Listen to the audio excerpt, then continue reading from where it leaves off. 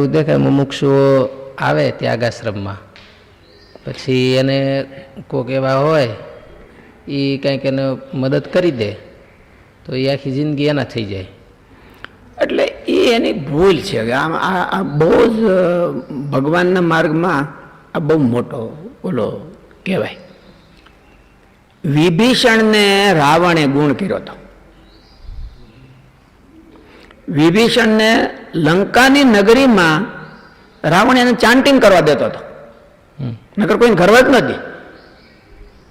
અને રાવણે એને સ્પેશિયલ મંદિર બનાવી દીધું હતું. હોનાનું બનાવ્યું છે, કારણ કે હોનાની લંકા હતી એટલે એને મંદિર બનાવી દીધું હતું. અને એના ઘરમાં કોઈ એને ડિસ્ટર્બ ન કરતું. અને પછી રાવણની સલાહ લેતો. હવે એને મનમાં એવો પ્રસંગ બન્યો, એને રાવણની હારે કોઈ વાતે હેત તૂટતું નહોતું. રાવણની હારે કોઈ વાતે હેત નહોતું. એને એમ થતું હતું કે ભલે રામ મારા ઈષ્ટદેવ ખરા, તો રાવણ મારો ભાઈ છે ને, મને તો એને મદદ જ કરી છે. એને મને કોઈ ડિસ્ટર્બ કર્યો જ નથી. મને રામના ભજનમાં એને મદદ કરી છે. હે, રામના ભજનમાં રાવણે મદદ કરી મને. લ્યો, એવી રીતે જ કરતા હોય. હે, એવી રીતે એટલે એને તૂટતું નહોતું કોઈ વાને હેત એને તૂટતું નહોતું. એ હનુમાનજીએ જઈને તોડ્યું. એને હનુમાનજીએ જઈને તોડ્યું અને હનુમાનજીએ યુક્તિ કરી ત્યારે તૂટ્યું.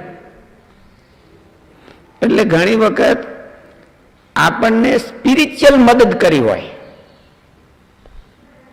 પણ હવે એ આપણું કલ્યાણ બગાડે એવો હોય.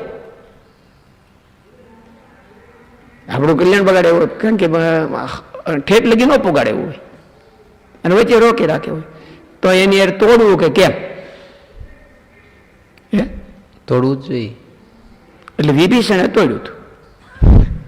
કોમ્પ્લેક્સ ઘણું છે. હે, સમજવું કોમ્પ્લેક્સ ઘણું એટલે બહુ છે.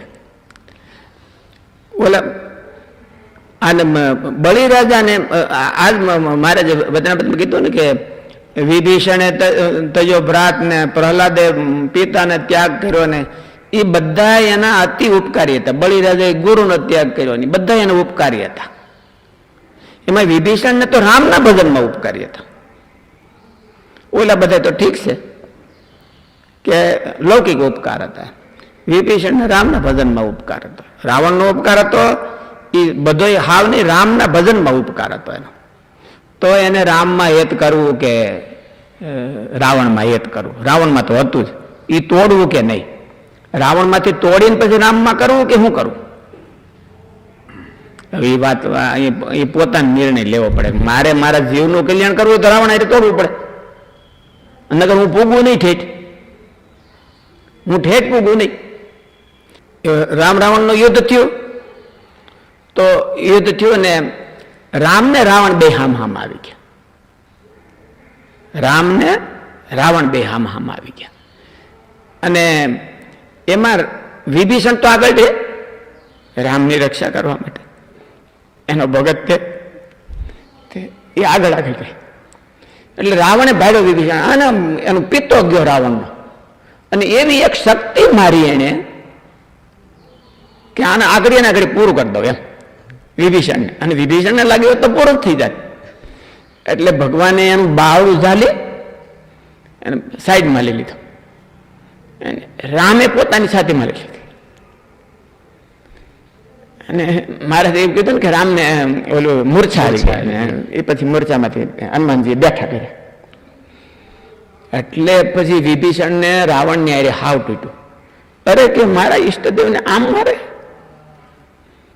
એનું નિકંદન કાઢી નાખો, એનું નિકંદન કાઢી નાખો. પછી રામને એને મંત્ર દીધો કે આને તમે આમ મારો.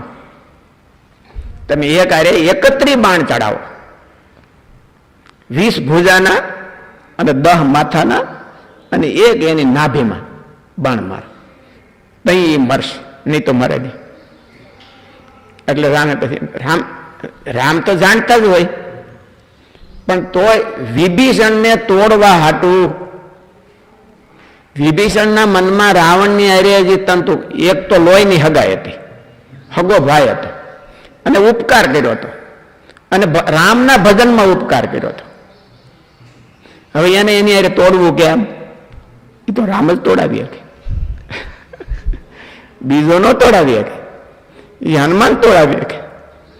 એટલે અડધું હનુમાને તોડાવ્યું અને અડધું રામ તોડાવ્યું. એની હારે તોડવું કે કેમ? એટલે પ્રશ્ન આવો થાય. પોતાનું કલ્યાણ છે એ બધાય કરતા મહત્વનું છે. પોતાનું કલ્યાણ છે એ બધાય કરતા મહત્વનું છે. ભરતજીને કઈ કમસે કમ એને એના હિતમાં જ કામ કર્યું હતું, એનું સારું જ કર્યું હતું, હિતમાં કામ કર્યું હતું, તો એને એનું ન રાખ્યું. મારે આ લોકનું હિત તો નથી જોતું. પણ વિભીષણનો ને રાવણનો સંબંધ તો બહુ અલૌકિક છે, અલૌકિક છે. અને તો એને તોડી નાખ્યું. એટલે એને તોડવું કે કેમ? એને મહારાજે કીધું બીજાની સાયદી લેવી, આપણે બહુ જજમેન્ટ ન દેવું. વિભીષણે કર્યું એવું. વિભીષણને આવી પરિસ્થિતિ હતી ત્યારે એને આમ કર્યું હતું, એટલું જ આપણે કહેવાનું. વિભીષણને આવી પરિસ્થિતિ આવી હતી ત્યારે વિભીષણે આમ કર્યું હતું અને એનું સારું થયું, મોડું તો નથી થયું.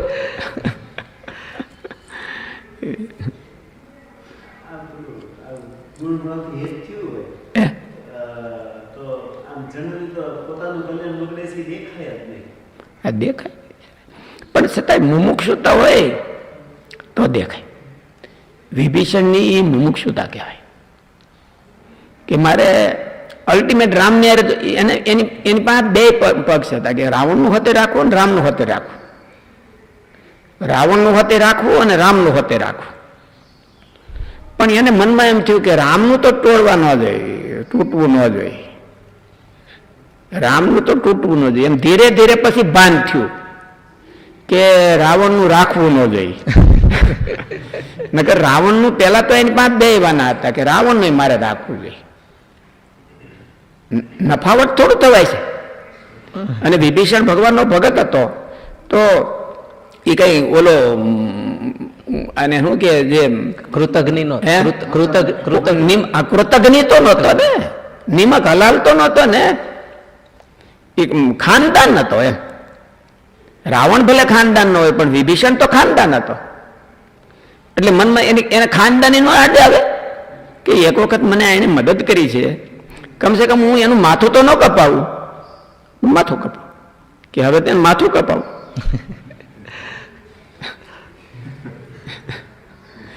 અને તોય વિભીષણની ખાનદાની ગઈ નહીં.